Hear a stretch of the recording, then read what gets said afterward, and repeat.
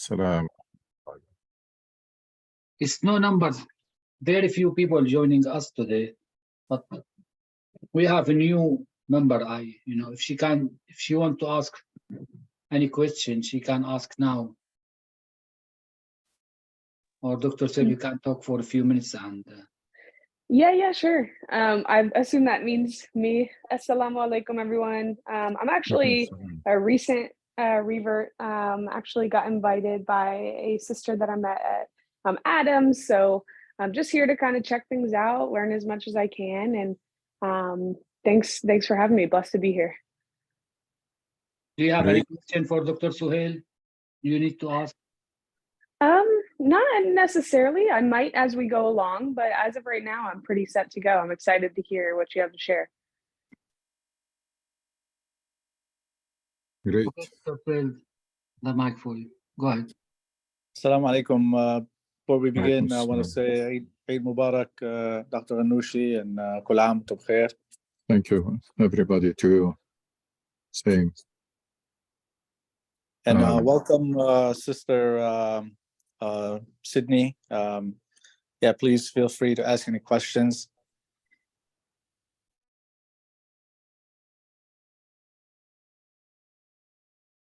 Okay, Bismillah, alhamdulillah, wassalatu wassalamu ala Rasulullah wa ala alihi wa sahbihi wa man walah.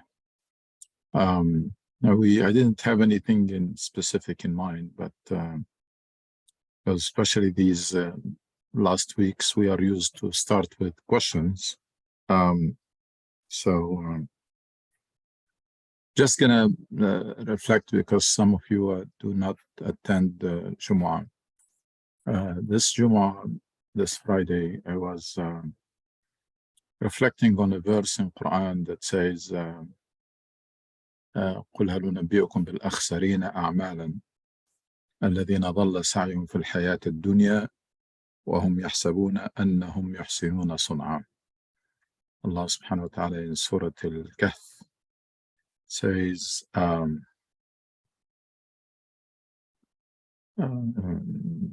say, Prophet, shall we tell you who has the most to lose by their actions, whose efforts in this world are misguided, even when they think they are doing good work? And spend the whole sermon on this, because this phenomena is unfortunately, very widespread among in Muslim cultures. Not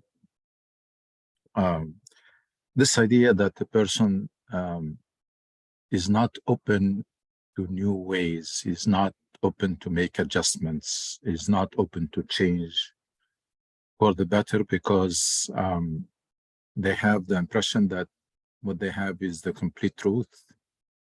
They know everything. They never go wrong. They never make mistakes.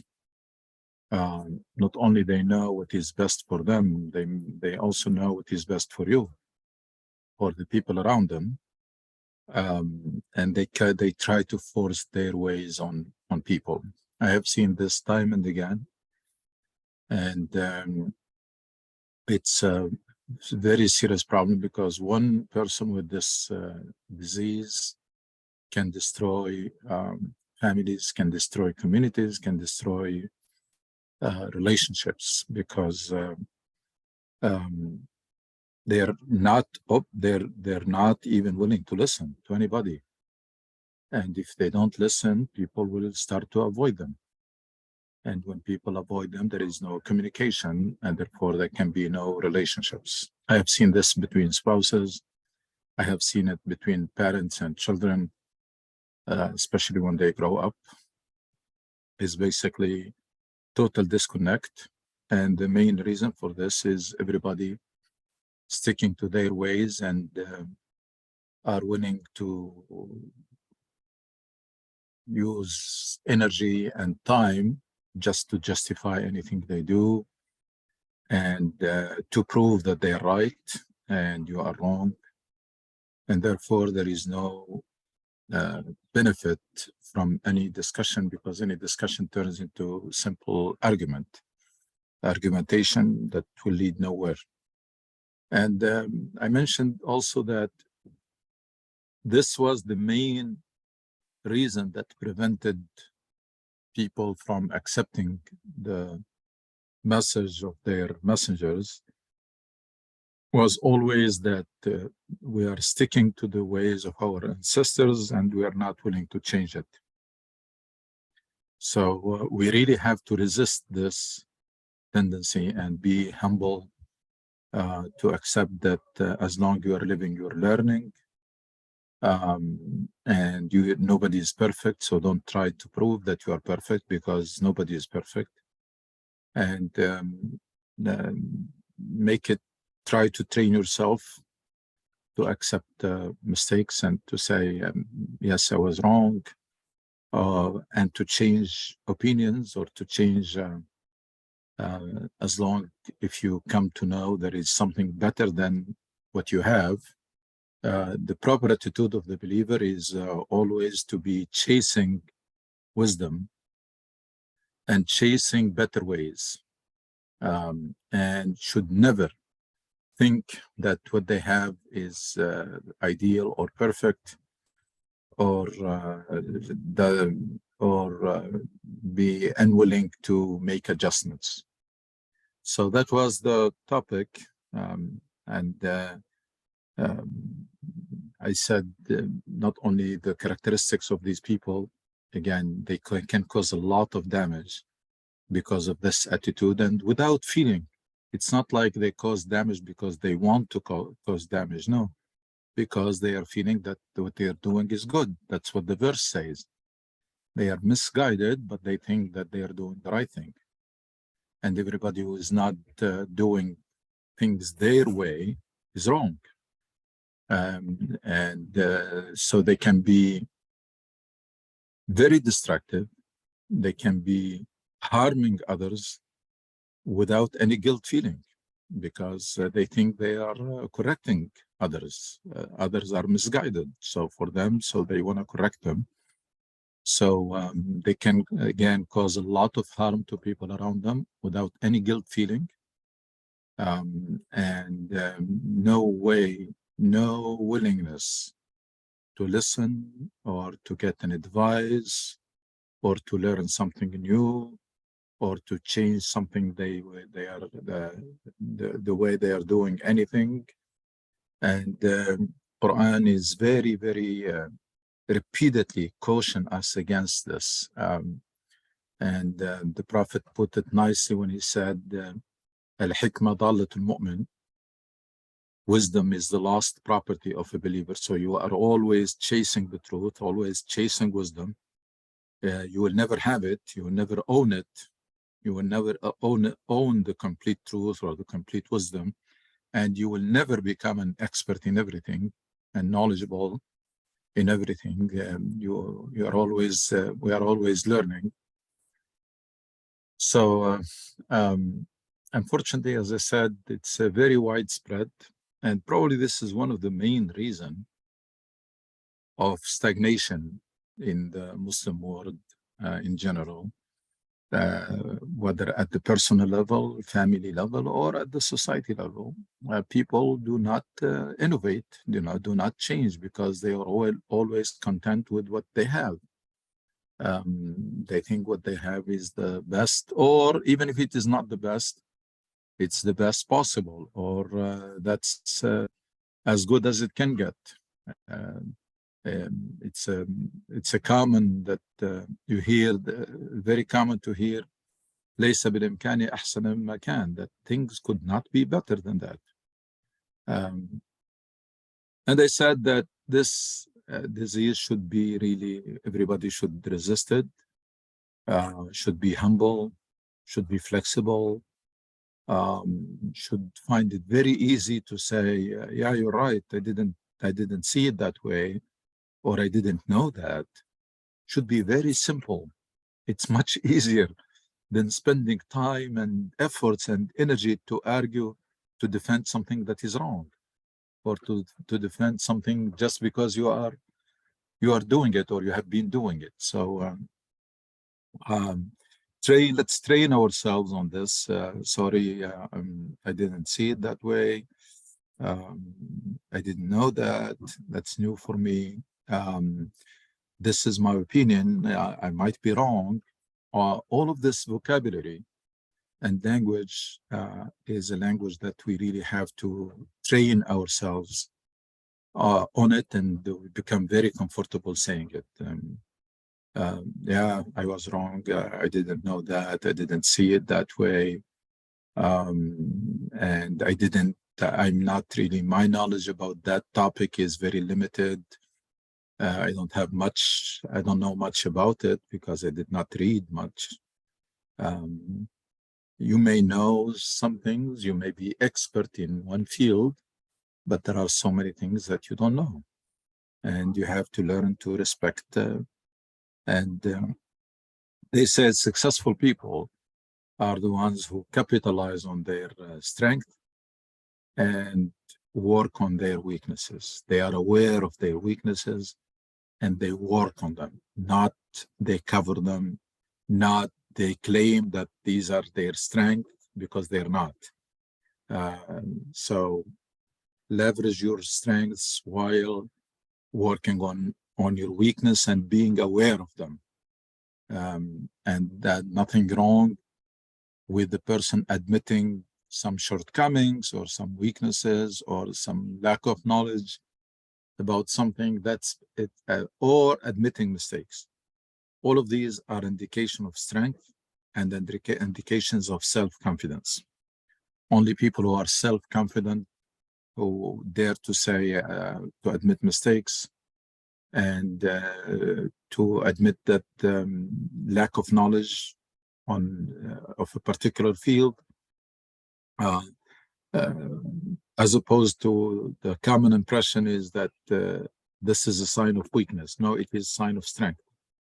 The other is sign of weakness. When you try to claim that you know everything, when you try to defend everything you do, when you try to project an image of perfection, that's weakness. That's a sign of weakness. You're covering weaknesses this way, and you are ridiculing yourself and embarrassing yourself, because everybody knows that nobody is perfect, and mistakes sometimes are so flagrant, so clear, that you're wasting time and energy to defend them or to defend your actions. So, and I said, this is for us, and when it comes to our children, we have to lead by examples.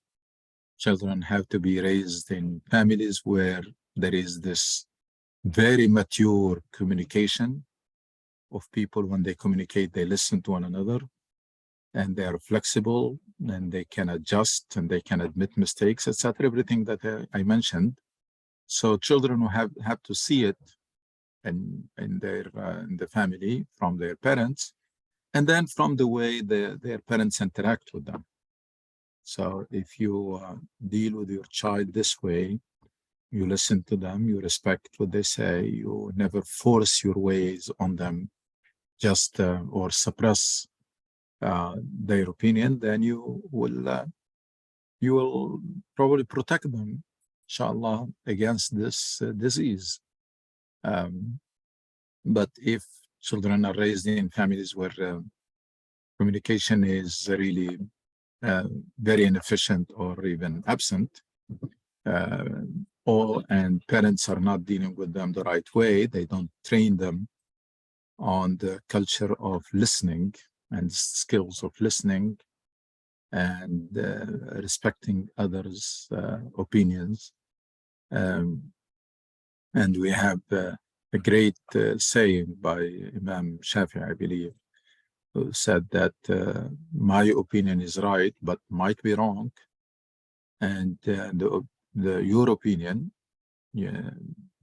which is different or opposite, I think it's wrong, but it might be right. So it's not really absolute truth versus no.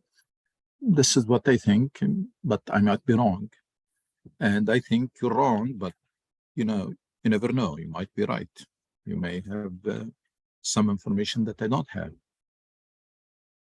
So these are thoughts that I shared this last Friday.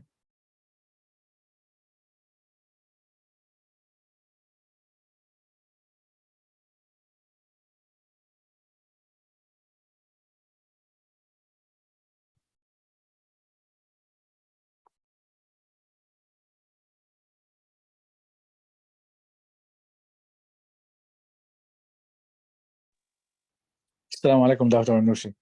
Alaikum assalam wa rahmatullahi wa barakatuh. This is also part of one of our maqasid or objectives as Muslims, is to do the continuous evaluation, self-improvement, tazkiyah, which is one of our objectives. And Rasul, Prophet Muhammad sallallahu alaihi wasallam, he used to teach that, and it was a central part of the development of his the disciples, the Sahaba. So it's actually the ayah that you read, the verse that you read, it ties very much with the principle of tazkiyah, because if you are open to other people's ideas, I mean, that's the only way to do tazkiyah, because if you can't be doing tazkiyah and at the same time closed off to other people's, say, constructive criticism, or anybody that might question why you did something this way or that way. Yeah, actually, you're right. If you are on a tazkiyah process or tazkiyah journey, which is self-improvement and self-development, you should not only accept advice, you should welcome it, and you should probably ask for it. Ask people to give you feedback, or to give you advice, or to evaluate, or to give you their assessment of what you're doing. Because if you are on a journey of continuous improvement, then one, you should be thirsty for knowledge. So you should be in the business of reading and learning to be better. And then you should welcome and even ask for advice. That's why in advanced society like this one, when a person finds a mentor, they are so happy and they are so grateful for someone to accept to mentor them. We don't have that at all in our culture, unfortunately, but even though it is at the heart of our religion, this mentorship process or tazkiyah process, one is to do it for yourself, that's self-development, and two, to help to mentor others while being mentored yourself. And that's something that we need to revive. This culture has to be revived, because that's a key component in building a community, is this concept of self-development for individuals, and then linking members of the community through not only brotherhood and sisterhood, but also through mentorship. The Prophet ﷺ, when someone comes to Islam or embraces Islam, he would immediately assign someone to mentor that person, so that they can ease their integration in the community, or blending in the community.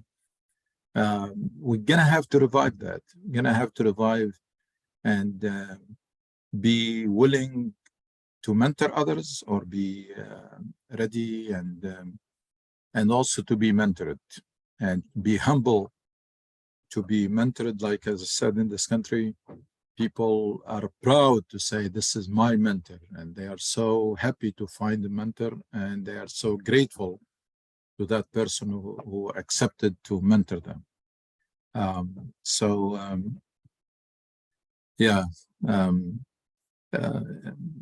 If you have the Islamic character of humbleness and the attitude of lifelong learner, and someone who is chasing and pursuing truth and wisdom, and never claim to have them or to have them exclusively, that will make person open to other ways open to adjustments, open to admit mistakes and fix them and shortcomings. And that's indication of good faith.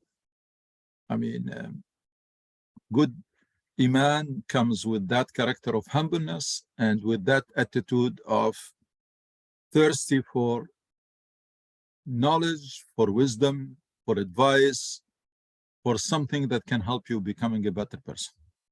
And these are what this is what makes you a better person. It's the books you read and the people you know. That's what you learn from. You learn from the books you read, you get new knowledge, you implement it, you become a better person. You interact with people, they know something that you don't, and also you know something they don't. And that's what we really want to see in our community, that our gatherings and our meetings, whether it is one-to-one or a group gathering, should be opportunity to exchange knowledge and wisdom and advice. Why? Because I have been reading something, you have been reading something else. Everybody was reading different books. We were probably focusing on different parts of the Quran. So we always, when we get together, we have something to share and also to get from those gatherings. That's not the case now. Our gatherings are mostly directed into empty talks, vain talk, laghu, which is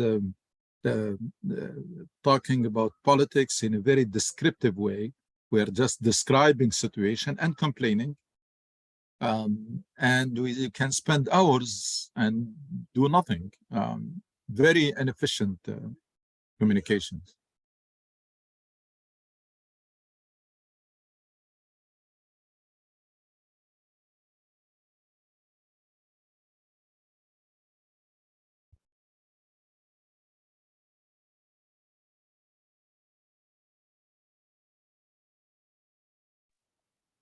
It's a long way to go to reformat the Muslim mind and the Muslim personality and the Muslim culture, because unfortunately it was subject to a lot of damage because of centuries of dictatorship and oppression, and because of very superficial understanding of Islam.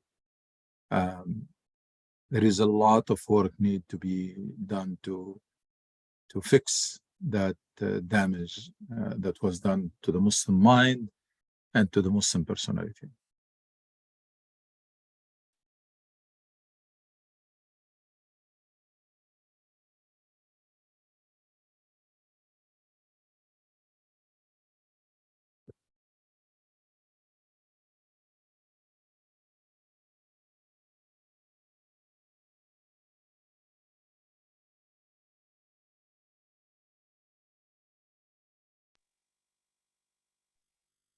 I think Brother Muhammad has something to say. Go ahead, brother.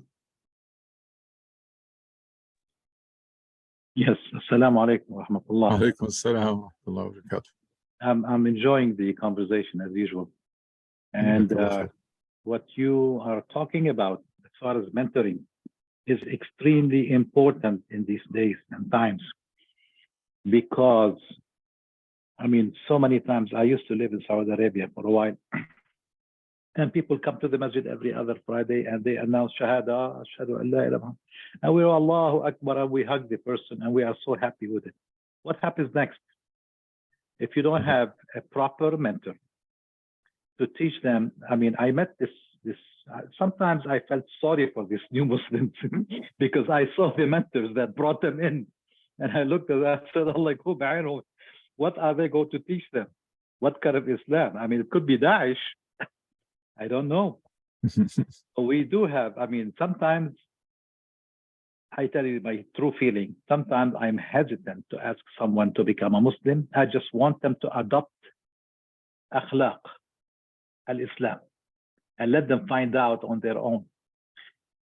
Now, I really want to thank you and thank everybody who came up with the idea of establishing a Zoom meeting every Sunday for new Muslims. If I'm going to ask someone or invite someone to become a Muslim, it is my responsibility to find them a mentor, a teaching process, someone to set them on the right path. And I think everyone should feel the same way, because it doesn't end when you convince someone to say, Ashhadu an la ilaha illallah wa ashhadu anna Muhammadan Rasulullah.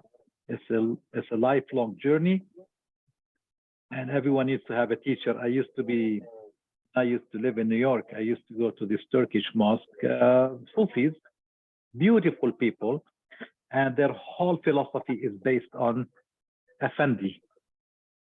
Effendi is a teacher. And of course, you know, I used to be imam there and help them with the Arabic and the Quran, but I never became an Effendi or a Darwish.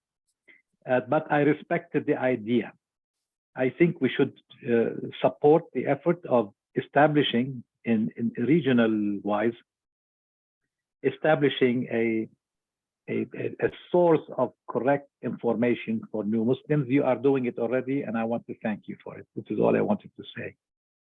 Thank you. Jazakallah khair. Yeah. Some of the things that we really want to introduce in our culture is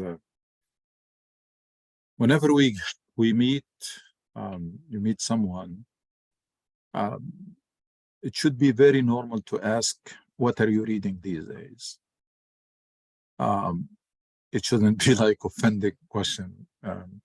Why? Because that's what we should be doing all the time.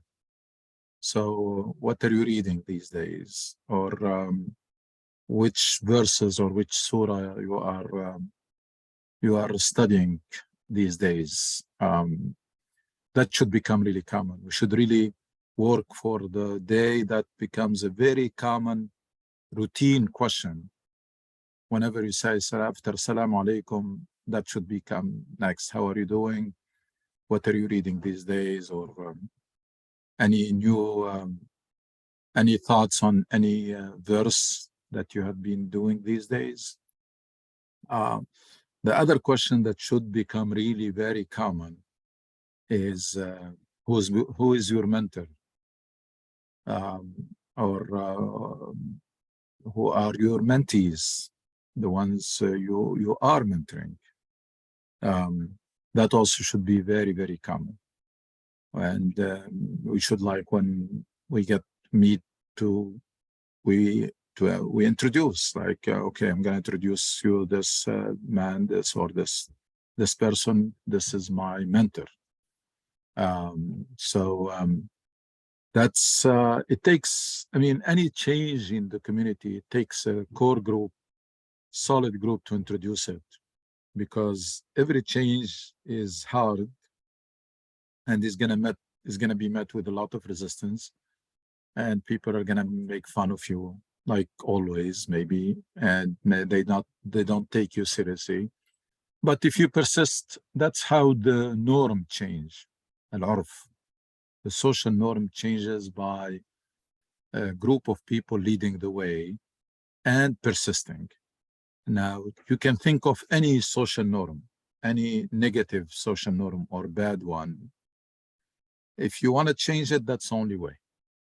The only way is by a group of people adopting the constructive social norm or the alternative and sticking to it day in, day out.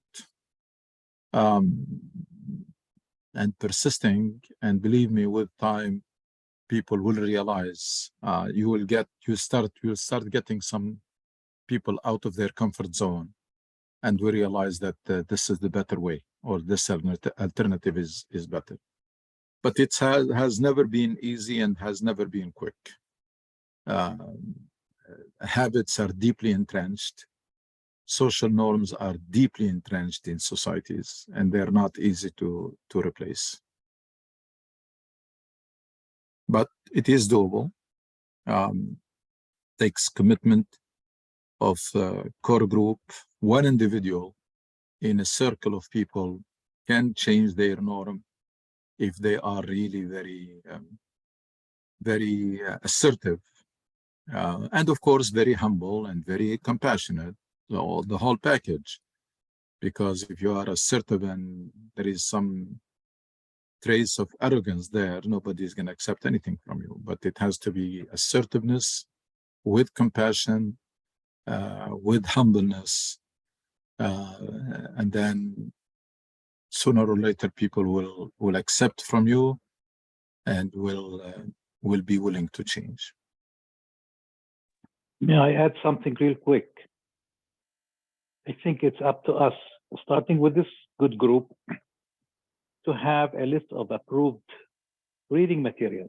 I'll give you an example. Yesterday, I was giving the khutbah, and I read some hadith. Our good friend and my dear brother, Safi Kaskas, made a book called The Kindness of Manners, and he gathered the hadiths of Rasulullah sallallahu alaihi wasallam that have to do with the akhlaqul Islam, the kind of manners, specifically to put away all the other hadiths that are questionable. You know, people accept this, don't accept that. He did something specifically for mahasinul akhlaq, kindness of manners. I read 2-3 pages during the khutbah, and I told everyone sitting there that anyone give me his email, I'll send you a PDF copy of this book to keep it as a reference. It's just one example of things. We need to have our own list of approved reading material, approved references for new Muslims that we can all share and use when we have to propose something to a new Muslim. Do you agree with me on that, Dr.? Yeah. That's actually, that should be, as I mentioned, should be the norm. Like as people are sharing things on the social media, they should be sharing books they recommend for others to read. Say, I just finished reading this book and I strongly recommend it for all my friends on Facebook or on any other social platform. So totally for it. Sharing good read should be something really that we do as collectively or even individually. And sooner or later we have to come together and find a way and devise a plan on how can we change these two important things that can make big difference in our community. One, the habit of reading. So get our community who do not read into the habit of reading. And two, instill this culture of mentorship in the community that becomes really normal. Taking somebody as a mentor or offering to mentor someone or requesting someone to mentor you should be really very, very normal and very routine. Allah subhanahu wa ta'ala in the Quran said, فَاسْأَلُوا أَهْلَ الذِّكْرِ إِن كُنتُمْ لَا تَعْلَمُونَ. I would simply quote this very simple and very straightforward ayah. You know, I can't be know-it-all.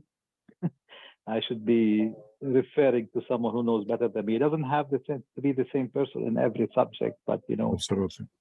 And you know, we have to come back to our experts, people we trust to refer to. I think we need them, every one of us. Yeah. Brother Muhammad, are you part of the Muslim Renaissance group on WhatsApp? Do you get our announcements? Yes, I do, sir.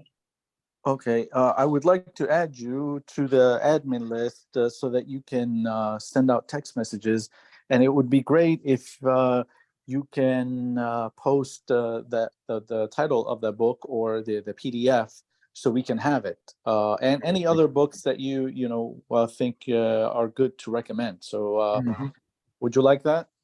Yeah, absolutely. I will share whatever I have that I think is important. I mean, sometimes I'm overwhelmed by the amount of messages. I don't read everything. I'm sorry to admit that.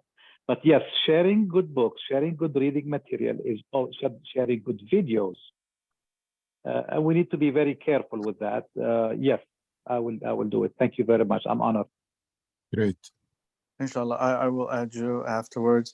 Also, I want to just highlight that we have a sister that joined us today. Her name is Sydney Schneider. She's a recent revert. She's a new Muslim, and just wanted to mention that if you have any questions, sister, please go ahead. one thing that we actually tried to do one time was establish a lecture for new Muslims, because it's really important to have, like Dr. Ghanouchi mentioned, and Brother Muhammad, good mentors, because you don't want to have basically someone pretending to know what they're talking about, basically give you the wrong ideas about Islam. I've seen it where people have become confused. So anytime, my advice to you, anytime you feel like something is not, doesn't sound right, don't take it to heart. Research it, ask other people, because if it doesn't make sense, it's probably the wrong information, so that you're given by someone who pretends to know what they're talking about.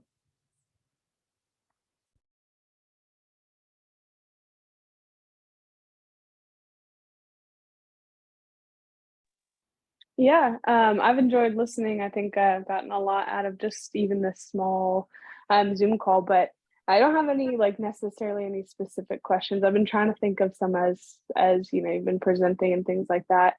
I was just talking to a sister the other day, and it's cool to see how many people are involved in just reaching out to new Muslims. I think along the entire Adams, all of the Adams centers and everything that they have going on, you can often feel that reverts feel alone or they don't know where to go.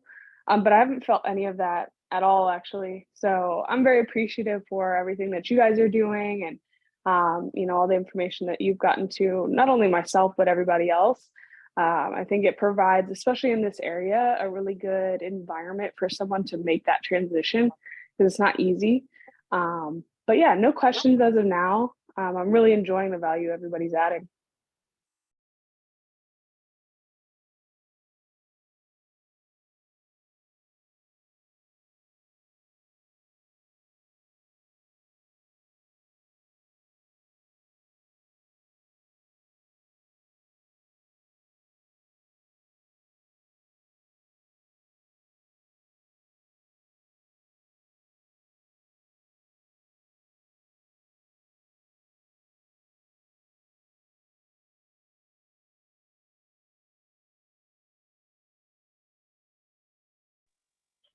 May I suggest something related to the same subject we were discussing? Mhm. There was a video that was published on YouTube. It came actually by social media. It was the story of Prophet Muhammad sallallahu alaihi wasallam and his daughter Zainab and her husband Abu al-As.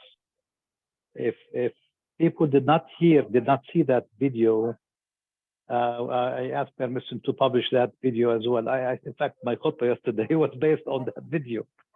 To be very honest with that, it is a beautiful love story based on compassion and mercy. And if people have not been exposed or did not hear the story or seen the video, unfortunately, the video is in Arabic, so I translated it in the khutbah. But it is things like that, and we need to do some translation. We need to do some translation, because some of these fantastic material teaching about the true life, the true actions of our dear Prophet Muhammad sallallahu alaihi wasallam is what we need to tell. I mean, بَلِّغُوا عَنِّي وَلَوْ آيَةٍ. The Prophet says, tell about me even one verse. I think we have a great responsibility, not only to tell a verse or two, but to also expose and teach the world about the life of this exceptional man who was, I called him yesterday, an embodiment of mercy. Sallallahu alayhi wa sallam. So if everybody, if people have not seen it, let me know, and I will send that video. Great.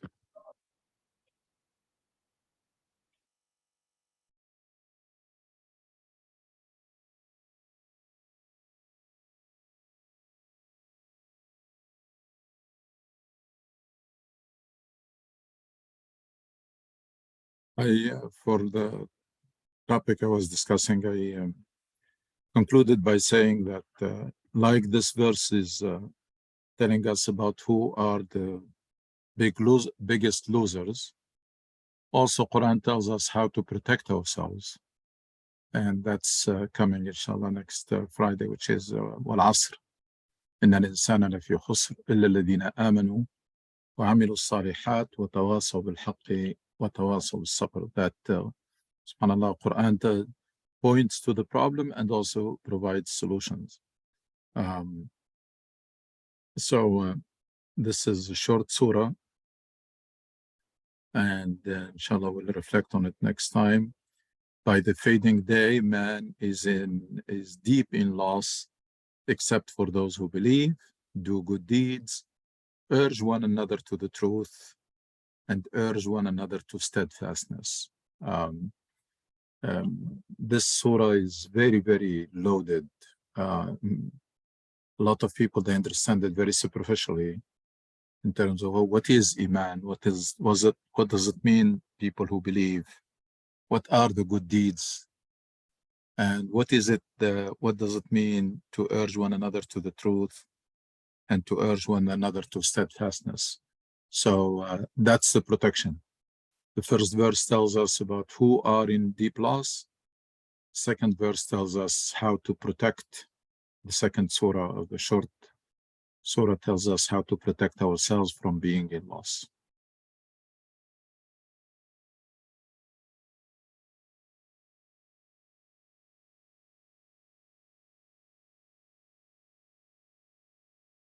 I think if nobody has any other question for the holiday today, 5th day after the Eid, I think we can see you next Sunday, Dr. Suhail, inshallah. Allah. Okay, جزاكم الله خير. Wa yakum inshallah. Assalamu alaikum. Salam. عليكم السلام ورحمة الله وبركاته.